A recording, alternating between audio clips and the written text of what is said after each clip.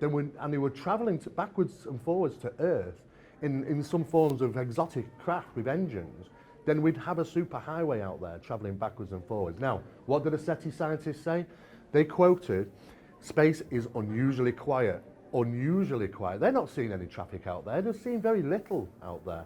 The fact is we asked the question, how are they getting here? And what we're actually seeing from videos and photographs and people who are witnessing these is these things are jumping in and jumping out. They're coming in and out all around the planet. And so what we think is that they're actually utilising what is already here. Or they're already here. They've always been here. Always been here. It's an age-old phenomenon. Is there any place in Ireland that's not haunted, by the way? Yeah, pretty much. We've got a long history, so there's always something going on. Could you guys give me your take on recent developments? The last 14 months, it's been an amazing sea change for people who've been in the field for a long time. The revelations, the New York Times, the ATIP program, the OSAP program, and now TTSA that's trying to move the ball. It is, yeah, and that's absolutely great work that they're doing that. How is that viewed, all of this, in a big mix, viewed from your side? Well, from our side, really, what we initially thought was, our first thing was everybody got amnesia. I mean, we were told many years ago the government don't investigate UFOs, right. What's happening here, you know? And that gets overlooked very easily, you know? People should be pointing the finger and saying, well, why are we being told that you're not investigating ufology and that there is no national security when clearly there is? That should come full circle, because this is what we've been told throughout the world, just as we have done in the UK. Now, what was very interesting is that we've been coming forward with more and more information being given out to the general public.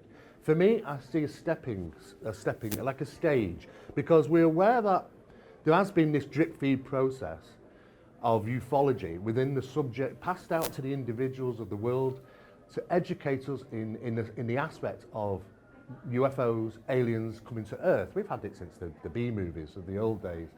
However, it is national curriculum now in schools in the UK that they learn, and not just in the UK, Australia, and numerous other places, that children are having to learn what UFOs constitute and what aliens are, and they're asked to draw them, and basically they put it down as some type of writing skills, you know, some type of teachings. However, over the last 3 years in the UK, over 108 schools have actually gone one more forward by bringing in a crashed UFO, using real police officers, using real CID guys and CSI guys, and they're educating the children about the biological and the chemical hazards of UFOs when they come down and how to report them and what to do. Now, these children are 7 or 8 years old, but 108 schools in the UK have been educated on that so far. So you have to say there is this real process of educating the younger generation now. Wow. And I think the drip feed process has been going on for many years. It's everywhere. It's in our minds every single day, in cartoons, on movies, on films, on clothes, and toys, and foods, and all sorts of things. We can't get it out of our mind. You know, the reaction from debunkers and hardcore skeptics, you could predict that to the news that the Pentagon, these revelations come out. What has surprised me is the reaction from UFO researchers. It's been hostile here, in that they don't want to believe anything, and they got to figure if Tom DeLonge is working with Lou Elizondo, they're all in the bed together, and you can't trust anything. That's the hostility that surprised me. Yeah, I can understand, because the whole thing has become mixed, and again, you know, we spoke before about this tailspin that can be created from all this, and there is a lot of misinformation in there, because we got to look at the facts themselves, and we got to understand that our ancestors, when they were writing down, it was a pure report of what they were seeing. Today, we can't do that anymore, because not only do we have our own craft to consider, we've got them, and we've also got the people who are making hundreds of thousands of dollars off fake videos on the internet that are being created in their backyard by a 12-year-old kid. And so we've got all those things to contend with, and I can totally understand where they're coming from. And that's why we need to ground ourselves a little bit more, prepare and work on it, and understand that good science starts with observation. I mean, you would say it's a positive step that now we know about this Pentagon program, that the media, news media, New York Times and others here anyway, and I'm sure it's true there, are covering it in a somewhat serious vein. Absolutely, yeah. It lets us know that they're prepared to take us to the next stage, a little bit more acceptance. I mean, generally, you do a survey, most people say, well, yeah, kind of, I believe in UFOs. But now it's the realism of that, hey guys, here's the video, this is unknown, we don't know what it represents. So it brings a little bit more realism to this. So I have to ask the question, what's next? Because we can't go on forever adding a stone to the mountain we've already got with videos and information, because there are thousands and they'll go on for a long, long time. But are we really getting to the point as to where they're coming from, how they're getting here? Those are the important things. I mean, we've spent a long time in ufology. Ufologists have been at this for forever, trying to get those principal answers. And the problem is that things have come in left, right and centre and clouded all everything.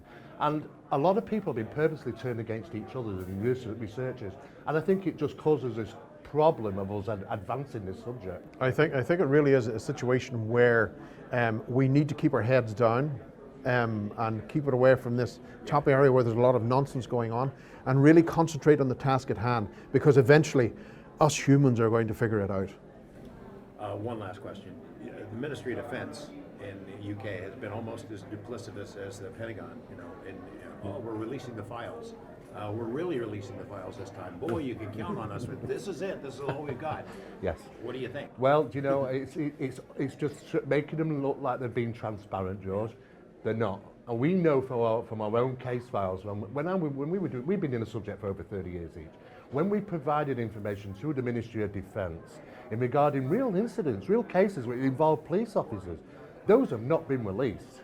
Now, they might come forward and say, we've released everything. And then 6 months later, we found a few more under the carpet. And this is what tends to be happening, is shut the doors to the general public. You can't report a UFO now to the Ministry of Defence. Now, people often wonder, well, what's the process of reporting now? Unfortunately, we can't rely that UFO reports land on our desk anymore. We have to look on the internet for them. But the internet is full of problems. It's full of fake news and videos. So what we're doing is we're being forced to have to look in places where we wouldn't really like to look. And then what's basically happening is now they've done that, and are often saying that now we've released everything. We know they're holding back on the good stuff. They're not going to be releasing them anytime soon. National security cases they wouldn't release. Right? Absolutely. Anything else? I think from the work that we're doing now, we're able to go back and look at some of the older cases, which a lot of people threw out. The historical cases, and from the work that we're doing and using the satellites and everything else, we're now able to see the likes of Colaris, for instance. There is actual supporting evidence to suggest Colaris could have happened. More to the point, why?